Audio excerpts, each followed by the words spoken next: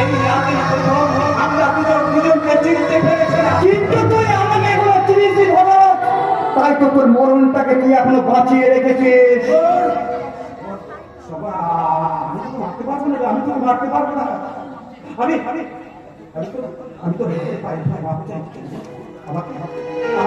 আমাকে তুই ক্ষমা কর। আমি সারা জীবন তোকে নেবে ছোট ভাইয়ের মতো তোকে করে আত্মা তুই তুই ভাই বলি কিন্তু আমি যেখানে আমার বাবার ধরে বলতে গিয়েছিলাম তোকে তোকে ধরে আমি কেমন করে মারবো, তোকে আমি কেমন করে মারবো? ভাই তুই আমাকে ক্ষমা কর, তুই আমাকে ক্ষমা কর। দাদা